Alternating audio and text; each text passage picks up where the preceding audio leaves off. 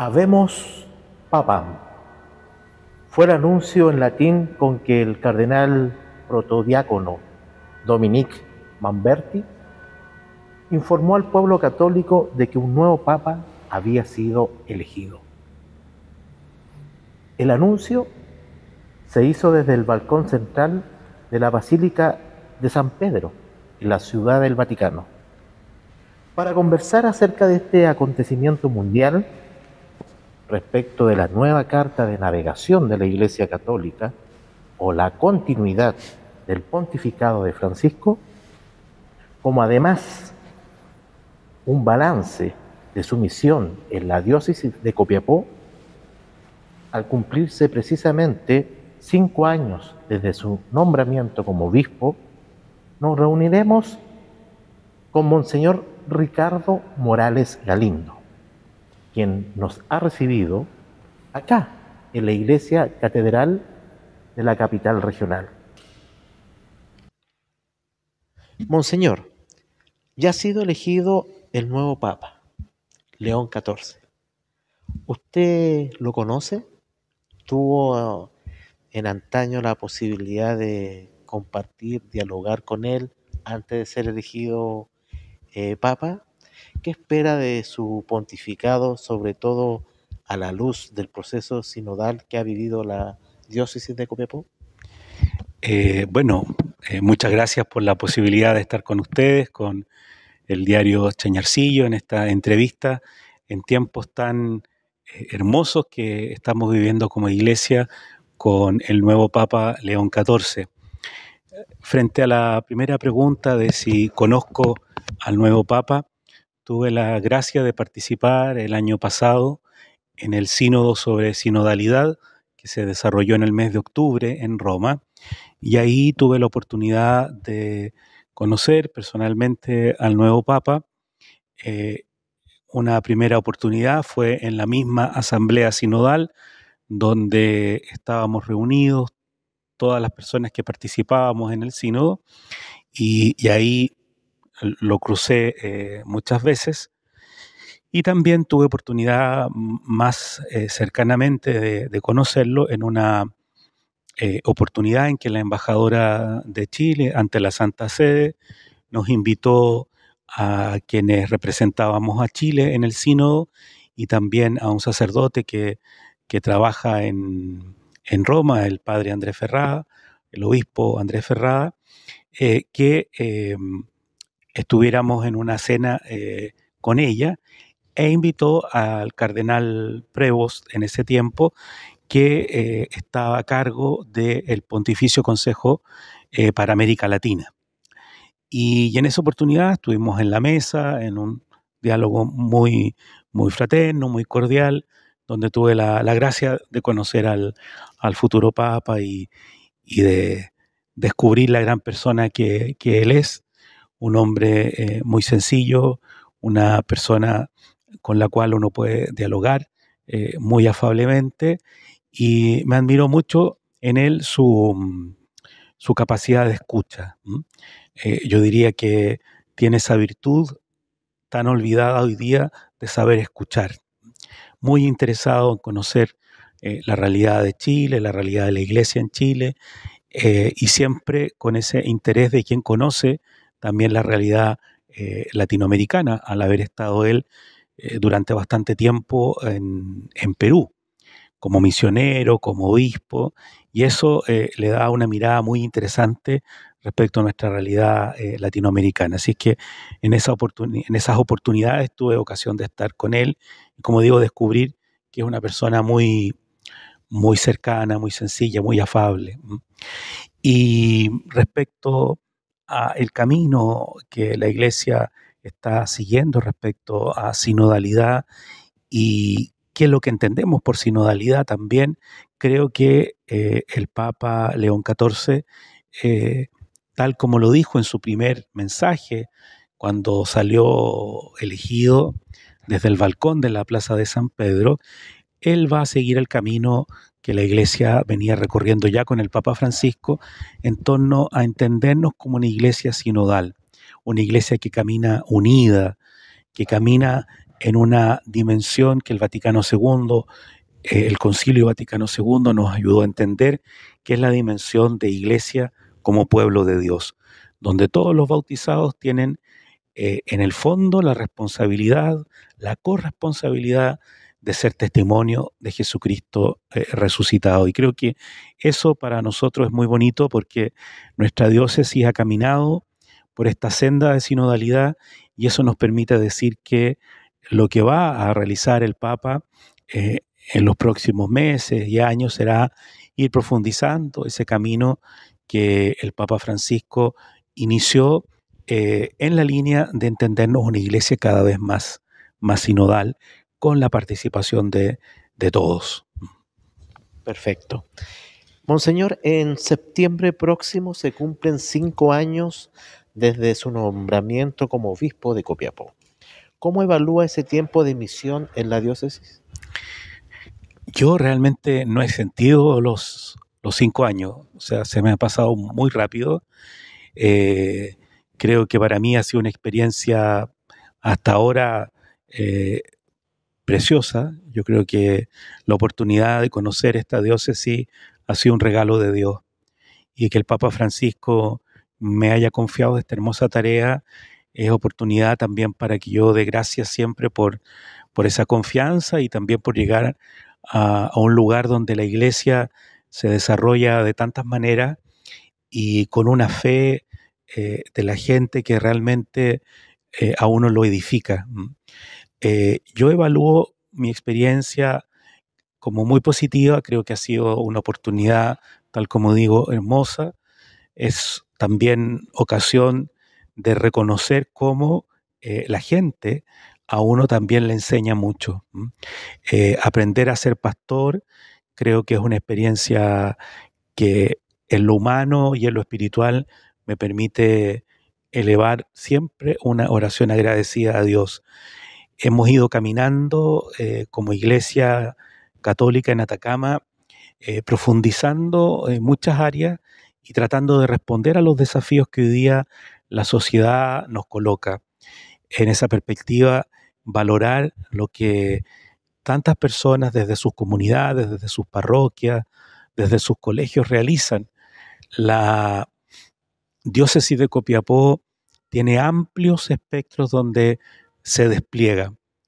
Por de pronto las parroquias, los colegios, realidades que hoy día son interpelantes porque tenemos que saber llegar desde esos puntos a donde hoy día se nos reclama como iglesia. Entonces, para mí la experiencia ha sido muy hermosa. Creo que tengo que dar gracias a Dios todos los días. Hay gente muy valiosa, gente que tiene una experiencia preciosa en la diócesis y reconocer también cómo el paso de pastores, de obispos por esta diócesis ha sido muy importante y ha marcado a fuego a esta iglesia de forma muy positiva. Y recordar con gratitud a Dios los obispos que por acá han pasado, que la gente los recuerda con mucho cariño y cada uno con su personalidad ha ido marcando. Don Celestino, don Gaspar, don Fernando, don Carlos Camus, también Monseñor Fresno, han ido marcando a fuego.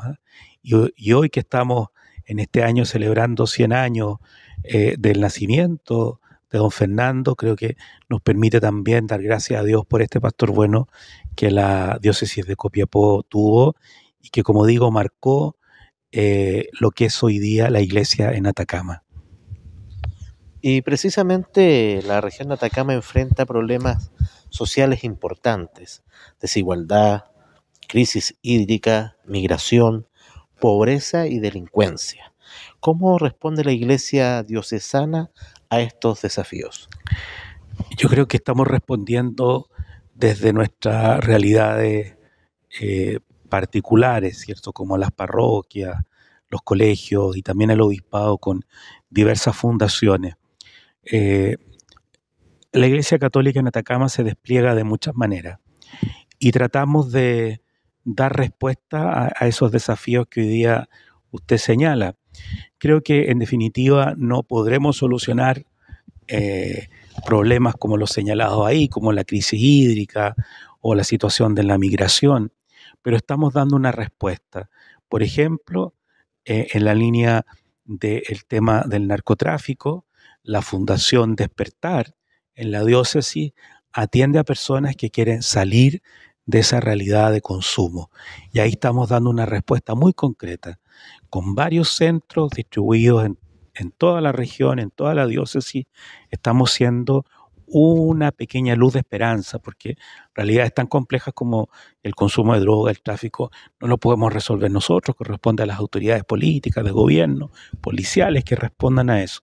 Pero estamos siendo una pequeña luz, quisiéramos ayudar más, pero evidentemente los recursos son pocos, pero estamos ahí queriendo dar una respuesta. Y en el tema de migración, otro tema también relevante, nosotros como obispado damos una atención digna, humana, a los hermanos y hermanas que llegan a nuestra región, muchas veces sin sus documentos regularizados o muchas veces situaciones de pobreza que son realmente indignas. Y tratamos como obispado, como diócesis, de darle desde la pastoral social una respuesta, una ayuda. Y ahí estamos. Y creo que en cada parroquia, en cada colegio católico, se están dando respuestas particulares porque tal como nos enseñó Jesucristo, tenemos que ver en el hermano, en la hermana que sufre al mismo Cristo. Entonces, donde haya una situación de dolor, donde haya una situación de injusticia, ahí tenemos que estar. Y esta iglesia católica en Atacama, en tiempos difíciles para la historia social, política del país, supo dar una respuesta profética, ¿ah? Y no fácil, y no muchas veces bien comprendida también. Hoy día son otros los desafíos. Hoy día tenemos que también procurar estar en esos lugares donde la dignidad humana está amenazada, también nosotros estar. Entonces, somos una respuesta, no la única, no la mejor, pero que quiere ser en esos ámbitos que usted señala una pequeña luz de esperanza. Perfecto. Padre Obispo, usted tiene responsabilidades en distintos ámbitos, tanto a nivel nacional como también internacional, específicamente a nivel latinoamericano. Es presidente del Consejo Nacional de Prevención de Abusos y Acompañamiento a las Víctimas, después de la crisis por abusos sexuales. ¿En qué tareas se encuentra la Iglesia chilena en este ámbito? Bueno, efectivamente hay varias responsabilidades y servicios que me han pedido, uno de ellos lo que usted señala como presidente del Consejo Nacional de Prevención, y bueno, otras responsabilidades también a nivel del CELAM, de la Conferencia Episcopal Latinoamericana, específicamente como coordinador del Centro de Gestión del Conocimiento, y en la misma conferencia episcopal también en comisiones diversas. Pero respecto al tema de la prevención, creo que la Iglesia en Chile ha ido avanzando con diversos pasos que van afianzando lo que hoy día se denomina una cultura del cuidado. La crisis en Chile respecto a los abusos fue una crisis que nos afectó profundamente, nos afectó profundamente y que a nivel internacional fue también motivo de sendos reportajes y artículos. Creo que hemos podido, a partir de la carta que el Papa Francisco nos dirigió como iglesia en Chile, a colocar a las víctimas y sobrevivientes en el centro, que no es sino colocar a Cristo en el centro, tal como hablábamos recién respecto a los temas de migración, temas de narcotráfico, en fin, donde se ve amenazada la dignidad de la persona. En estos temas hemos podido colocar la dignidad de las víctimas, la dignidad de los sobrevivientes en el centro y respondiendo con documentos, pero no solo con documentos, sino también con formación en prevención, con formación a todos aquellos que prestan un servicio en la iglesia, de forma tal de que nadie hoy día que participa en alguna actividad como responsable, como agente pastoral, puede ejercer ese servicio sin tener esta formación básica. Y hemos estado adecuando esta formación, respondiendo a los cambios, porque si bien es cierto en un momento el énfasis fue dado a los abusos sexuales, hoy día hemos reconocido que el tema de abuso de conciencia, abuso espiritual, falso misticismo, como se denomina también, tiene elementos que son bastante nuevos y que hay que conocer para poder ayudar. Entonces, en ese sentido, creo que como iglesia en Chile hemos ido avanzando con documentos, con formación, con crear una cultura del cuidado. Hoy día estamos en un pie, pero muchísimo mejor que hace 10 o 20 años atrás, y podemos hoy día tener elementos para responder a quien llega a la iglesia y realiza una denuncia.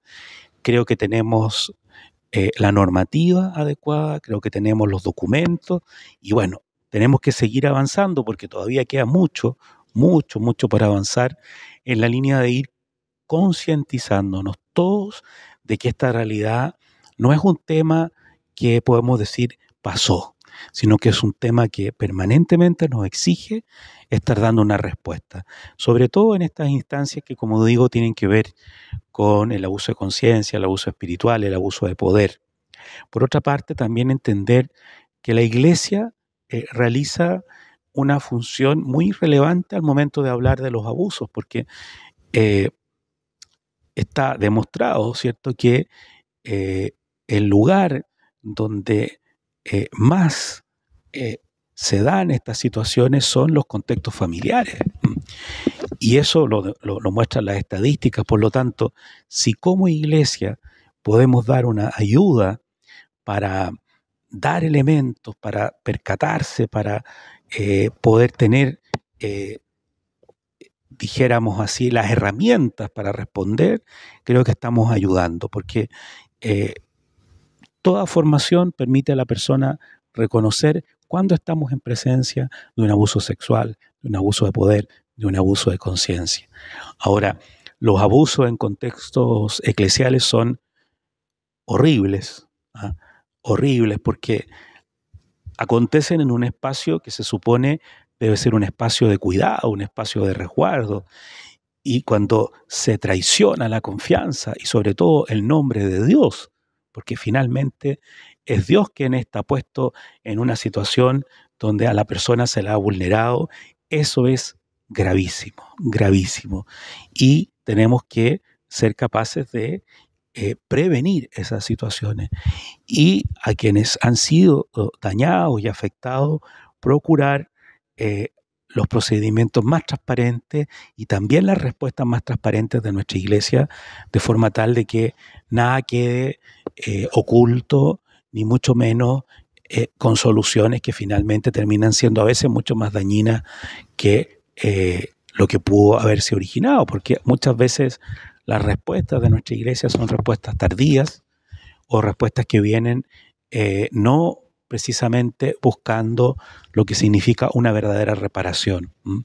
Entonces, eso lo hemos ido aprendiendo y creo que como iglesia estamos avanzando. Hay mucho que avanzar, sin duda, pero vamos, creo yo, en buen camino porque nos hemos percatado de que aquí, desde la fe, ¿cierto?, el Señor nos está pidiendo una respuesta. Perfecto. Recién, monseñora, usted hacía mención del cargo que ocupa a nivel latinoamericano como coordinador, ¿cierto?, del CELAM, en la Conferencia Episcopal de América Latina y el Caribe. Eso lo lleva a usted a tener una mirada que trasciende fronteras, ¿ah?, de ver los fenómenos sociales, lo que está aconteciendo, ¿cierto?, específicamente en Latinoamérica, realidades económicas, realidades locales, sociales fundamentalmente. ¿Cuál es la mirada que usted ha realizado bajo ese cargo, bajo esa responsabilidad? Bueno, en verdad, decir que es un servicio que uno presta con mucho cariño, que me lleva a salir muchas veces de la diócesis, cosa que uno no quisiera, pero lamentablemente son reuniones que no se pueden hacer por Zoom o por algún tipo de plataforma digital. Entonces, lamentablemente a uno lo llevan a salir fuera de la diócesis y uno quisiera estar más acá, pero bueno, son servicios que uno presta con cariño y como bien dice usted, lo presta a la iglesia latinoamericana. Y uno también entiende que el servicio, cuando uno se consagra como sacerdote, como obispo, no lo hace en una, digámoslo así, en un espacio sectario, ¿cierto? Uno lo hace a la Iglesia Universal, uno se consagra a Cristo que está en todas partes, ¿ah? Al Señor que está en todas partes, y la Iglesia que está en todas partes. Entonces, en ese sentido, para mí es muy bonito ensanchar el corazón en un servicio como el CELAM, como coordinador del Centro de Gestión del Conocimiento, que es un centro del CELAM que tiene que ver con aquellos estudios, con aquellas investigaciones que el CELAM realiza para conocer la realidad latinoamericana, la realidad americana. Es un centro que tiene como misión escrutar los signos de los tiempos. Hablamos nosotros de los signos de los tiempos como esa realidad social, política, cultural, que implica desde el Evangelio dar una respuesta. Entonces, junto con el director del centro, Guillermo Sandoval, tenemos la misión de acompañar todas las investigaciones, todos los observatorios que existen a nivel latinoamericano, acompañar también lo que las universidades católicas en el continente realizan y que tienen que ver precisamente con conocer la realidad en ámbitos políticos, sociales, económicos, culturales. Y es así, por ejemplo, que acaba de salir un estudio que el centro encargó a diversos especialistas respecto a la inteligencia artificial y cómo la inteligencia artificial hoy día nos reclama una respuesta. Cómo podemos procurar la dignidad humana en el uso de las nuevas tecnologías y específicamente de la inteligencia artificial. Entonces, esa realidad, como también, por ejemplo, otras realidades de Latinoamérica que tienen que ver con la migración, que tienen que ver con la pobreza, con la desigualdad, distribución de los ingresos, y todos esos estudios no son para un grupo de académicos, todos esos estudios van en la línea de tener elementos, los diversos episcopados latinoamericanos, los obispos, para la toma de decisiones. Entonces, cuando un episcopado en América Latina quiere conocer la realidad de la migración, un episcopado quiere conocer la realidad de la juventud, o la realidad, por ejemplo, que para nosotros en Chile puede ser un poco ajena, como toda la cultura afroamericana, bueno, hay estudios que permiten tomar decisiones. Entonces, el centro de gestión del cual formo parte se dedica a conocer toda esta realidad a partir de estudios, de investigaciones y ponerla al alcance de los episcopados latinoamericanos. Hay estudios muy interesantes, ¿eh? Estudios que tienen que ver con el proceso, tal como digo, migratorio, o también con, por ejemplo, el tema de la natalidad en la América Latina, cómo la natalidad ha ido decreciendo. También, por ejemplo, los efectos del cambio climático. En fin, diversos estudios que permiten tomar las mejores decisiones al CELAM y específicamente a los obispos de América Latina. Por eso todos los estudios se dan a conocer.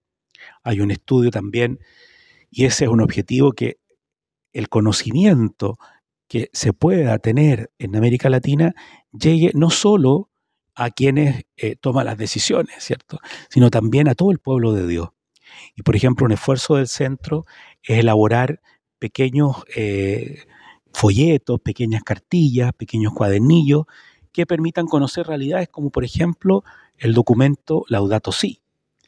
Y eso el centro de gestión lo elaboró con ayuda de expertos para que pueda llegar a las comunidades, a las parroquias, a las diversas realidades un poco más pequeñas, ¿cierto?, pero que pueda ser conocido un documento como Laudato Si del Papa Francisco, que habla precisamente del cuidado de la casa común, y ese documento pueda ser trabajado, leído, reflexionado por las comunidades. Entonces, el centro de gestión tiene una misión bastante grande, que, como digo, tiene que ver con cómo los signos de los tiempos, las realidades que acontecen, desde el Evangelio, nosotros podemos dar una respuesta. Entonces, ahí hay un punto muy interesante y, como digo, para mí muy desafiante porque implica ensanchar el corazón a conocer una realidad latinoamericana que a veces nos es un poco ajena. A veces no conocemos lo que pasa, por ejemplo, en el Caribe, lo que pasa en Centroamérica. Chile, en ese sentido, ¿cierto?, comparte más similitud con los países del Cono Sur, como Brasil, Argentina, Uruguay, Paraguay, pero todos los países andinos tienen una realidad muy rica y esa realidad el centro está llamado a conocerla. Y que los estudios que diversos académicos, observatorios y centros de investigación en América Latina nos puedan ayudar a conocer para tomar mejores decisiones. Don Ricardo, usted también es presidente de la Comisión Nacional de Catequesis. ¿En qué consiste el trabajo en esta área? Bueno, el área de catequesis es un área muy relevante en el trabajo de la Iglesia. También formo parte de la Comisión Nacional de Familia. Entonces son dos comisiones bastante relevantes de la Conferencia Episcopal. Y bueno, los hermanos obispos me han pedido que forme parte de lo que se llama la Comisión Pastoral de la Conferencia Episcopal. Dentro del organigrama está el presidente de la Conferencia Episcopal, el comité permanente, que es como un comité ejecutivo, y está la comisión pastoral, que tiene que ver con todo el despliegue pastoral de la Iglesia en Chile. Y ahí específicamente estoy como responsable de esas dos comisiones, tal como decía usted, la de catequesis, que tiene que ver precisamente cómo transmitimos la fe en aquella preparación de los sacramentos. Se entregó hace poco unas orientaciones sobre la catequesis que quieren dar pistas para hacer un mejor trabajo en la transmisión de la fe, tanto en la preparación del bautismo como la primera comunión, la confirmación, porque hoy día los desafíos son muchos. Hemos conversado recién sobre lo que significa la inteligencia artificial. Bueno, ¿cómo podemos llegar hoy día desde la catequesis a transmitir la fe a los niños, a los jóvenes, a los adolescentes? Y ahí hay un desafío importante y la Comisión de Catequesis, con un equipo de expertos, quiere precisamente dar herramientas a los catequistas para poder llegar de mejor forma a transmitir el mensaje de Jesucristo, a transmitir el Evangelio, como decimos, la buena noticia, el primer anuncio. Eso es muy relevante de parte de la Comisión de Catequesis y de la Comisión de Familia. Bueno, tenemos ahí un desafío grande. La familia ha ido sufriendo cambios vertiginosos durante los últimos años y eso también nos invita como Iglesia en Chile a elaborar orientaciones, documentos que puedan ayudar a las diversas pastorales familiares que existen en algunas diócesis a tener elementos para mejor acompañar a la familia.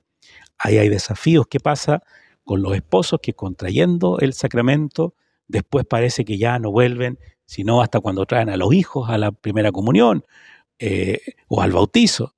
Bueno, ¿cómo acompañamos a esos matrimonios? ¿Cómo acompañamos a esas familias? Son desafíos, yo creo, importantes y que yo acompaño porque hay un equipo, hay una comisión, hay un encargado pastoral, un secretario ejecutivo también, que tiene que ver mucho con lo que es conducción.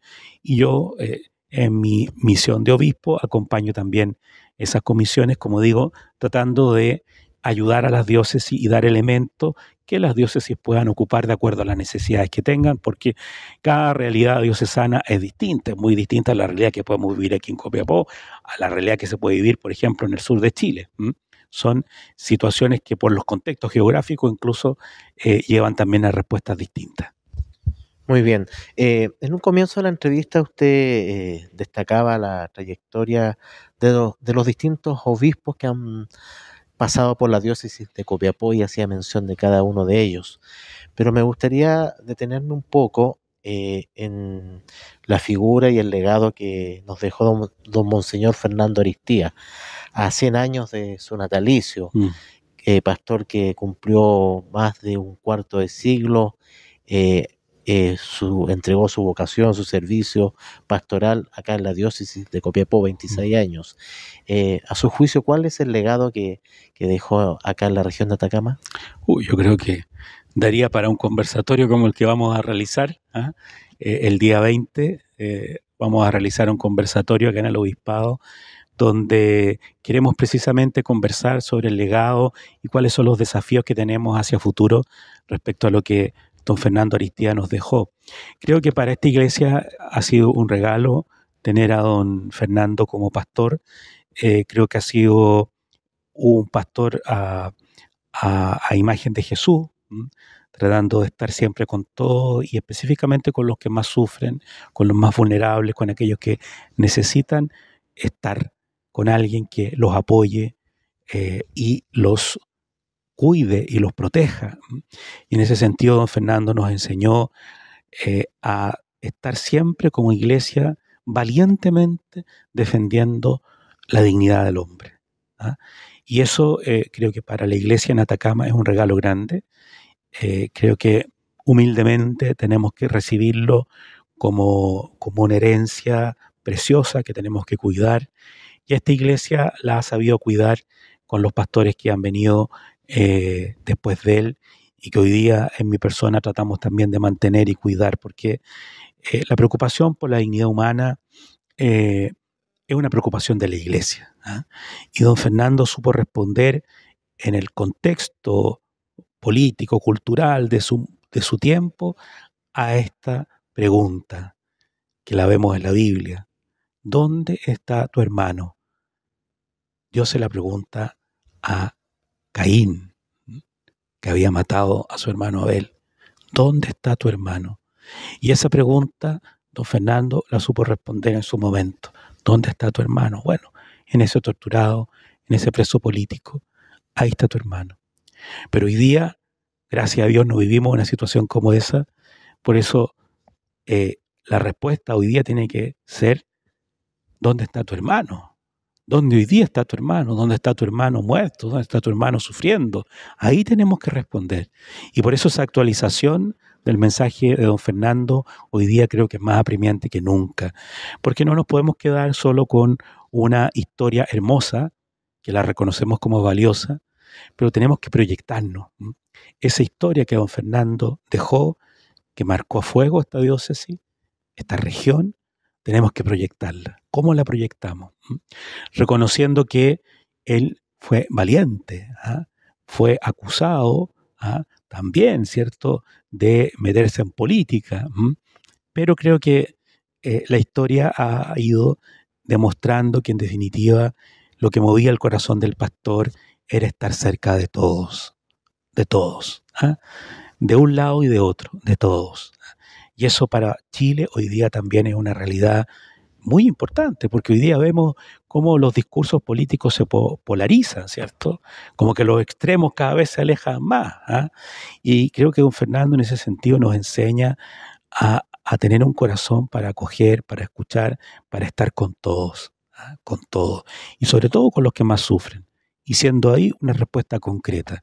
Por lo tanto, el legado es amplísimo. ¿Ah? Y por eso las iniciativas que como diócesis hemos querido implementar humildemente, teniendo una oportunidad de conversatorio, ¿cierto?, con diversas autoridades y personas que los conocieron a él, también un acto litúrgico y una celebración eucarística donde demos gracias a Dios por los 100 años de natalicio, ¿cierto?, de don Fernando, que estamos, ¿cierto?, sigue intercediendo por esta diócesis para que sigamos en esa senda que él nos legó de una iglesia que no se tapa los ojos a la realidad, sino que tiene los ojos abiertos a la realidad, como diría alguien, ¿cierto?, con una mística de ojos abiertos. Muy bonita esa reflexión, Monseñor, y un gran recuerdo también que ha hecho de la figura y del legado, ¿cierto?, Monseñor Fernando Aristía. No queremos cerrar esta entrevista sin antes, obispo, que usted pueda entregar un mensaje a los fieles, a los católicos de Atacama, ya estando muy próximo, lo decíamos, en el mes de la patria, usted a cumplir ya 5 años acá a cargo de la diócesis de Copiapó. Bueno, en primer lugar yo diría que seamos una iglesia cercana a los dolores y sufrimientos que hoy nuestra región tiene, ¿ah? Creo que como católicos, como hombres y mujeres de fe, tenemos que estar cerca de quienes hoy están sufriendo, eh, para llevar ese consuelo y esa esperanza que nos da Jesucristo. Desde la fe sabemos bien que la muerte, el pecado, el mal no tienen la última palabra. Nos lo recordaba el Papa León XIV cuando saludó por primera vez al pueblo de Dios que estaba congregado en la plaza de San Pedro, ¿cierto? El mal no vence. Tenemos que ser capaces, como iglesia, como cristianos, como bautizados, de estar ahí en el lugar donde hay dolor y sufrimiento. No nos podemos quedar encerrados en la sacristía. Tenemos que ser capaces de salir ahí donde está nuestro hermano, nuestra hermana sufriendo. Y ese es un desafío. Lo estamos haciendo, pero tenemos que profundizarlo. Y creo que ahí hay una interpelación que todos los días está presente. ¿Ah? En segundo lugar, yo creo que es importante que como católicos aprendamos a escuchar. Yo creo que hoy día falta que nos escuchemos como sociedad, como cultura. Hoy día no nos escuchamos. Hoy día vemos que en el mundo el que habla más fuerte es el que se impone. ¿Ah? Pero desde la fe sabemos que escuchar es un ejercicio de humildad profunda, de humildad que nos invita a saber que Dios nos habla a veces desde lo más sencillo, desde lo que menos cuenta. Entonces creo que ahí tenemos que ser capaces de crecer en una espiritualidad de la escucha. Porque hablamos, pero ¿qué momento dedico yo en mi casa, en mi familia, en mi trabajo a escuchar? ¿Ah? Hoy día donde la tecnología está tan avanzada y podemos comunicarnos del extremo a otro extremo del mundo por medio de un teléfono, parece que estamos cada vez más aislados. ¿Ah? No nos escuchamos. No nos escuchamos en la familia, no nos escuchamos en el trabajo, no nos escuchamos en la política. Cada político, ¿cierto?, habla para sí. ¿Qué espacio hay de escucha? Y creo que ahí, como iglesia, también tenemos una misión. Producir esos espacios de diálogo, esos espacios de escucha. ¿Ah? Y creo que ahí estamos comprometidos todos a caminar, yo diría, de una manera decidida y profunda en una escucha activa, en una escucha que nos lleve a ir más allá. Entonces, unido a estar cercano a los dolores, a los sufrimientos que hoy día tiene nuestra región como católicos. En segundo lugar, creciendo en esta espiritualidad y en esta actitud de escucha, creo que un tercer desafío o una invitación que también humildemente hago es que sepamos cuidar los espacios de humanidad que tenemos. Sepamos cuidar los espacios que hoy día tenemos para crecer, como por ejemplo la familia, el núcleo familiar, los amigos, la escuela, el trabajo. Son espacios donde crecemos. No hay verdadero crecimiento humano si no hay vínculo con los otros. Y creo que muchas veces los espacios laborales o los espacios familiares se vuelven en lugares de competencia, lugares donde en vez de encontrar apoyo, encuentro todo lo contrario. ¿Ah? Creo que ahí estamos invitados a cuidar esos lugares de crecimiento humano. ¿Ah? El ser humano, si no tiene a alguien que lo cuide, desde que nace se muere. No, un niño, un recién nacido, si no tiene a alguien que lo cuide, muere, porque se necesita alimentar, sanar, poner pañales, en fin. Bueno, eso que se vive cuando niño, también lo vivimos cuando grande. ¿En qué sentido? Necesito del otro, necesito de mi hermano, de mi hermana para crecer. La lógica del individualismo que muchas veces se cierne sobre nuestra cultura nos hace mucho daño. Nos hace mucho daño porque ese sálvese quien pueda finalmente termina haciéndonos menos humanos. Y yo creo que ahí hay un desafío importante. que esos espacios de humanidad que tenemos, como la familia, la escuela, el trabajo, en fin, son lugares donde estamos invitados a crecer, a complementarnos, a no ver como competidores, ¿eh? Como enemigos, sino que a descubrir que ahí crecemos, que ahí estamos invitados a avanzar como seres humanos. La humanidad, cuando se encierra en sí misma, con ideologías, con mensajes que denigran al otro, decrece. Y lo hemos visto dramáticamente en Chile y en el mundo. Pero cuando somos capaces de crear lazos, de comprometernos, por ejemplo, en la junta de vecinos, de comprometerme en mi sindicato, de comprometerme en mi grupo de amigos, en mi club deportivo, en fin, en todas las instancias asociativas, yo creo que estamos creciendo. Estamos creciendo como humanidad, estamos creciendo como sociedad, estamos creciendo de muchas maneras. Entonces, ahí hay un elemento importante. Entonces, yo diría, resumiendo, primero, estar donde se sufre, estar donde hay un hermano o hermana que la está pasando mal. Crecer en la escucha, en una escucha activa. Y tercero, profundizar esos lugares de crecimiento humano donde el otro me ayuda precisamente a que mi humanidad no se quede estancada, sino que mi humanidad crezca en el diálogo, en lo que significa convivir con otros y aprender juntos a entendernos caminando con un horizonte común. Queremos agradecer, Monseñor, que nos haya concedido esta entrevista acá en este templo patrimonial, en este templo espiritual, en esta iglesia catedral, también monumento nacional. Y dejamos a todos nuestros televidentes a que compartan esta entrevista acá en nuestro canal en YouTube, Chañarcillo Televisión, y también para que la puedan leer en extenso en nuestra edición impresa de hoy domingo. Muchas gracias. Gracias. Muchas gracias a ustedes y que el Señor los bendiga. Sigamos caminando juntos, sintamos que nuestra región nos pide, nos reclama un compromiso cada vez mayor por sacarla adelante. Y muchas gracias a Diario Chañarcillo y a usted, Héctor, también la oportunidad de esta entrevista.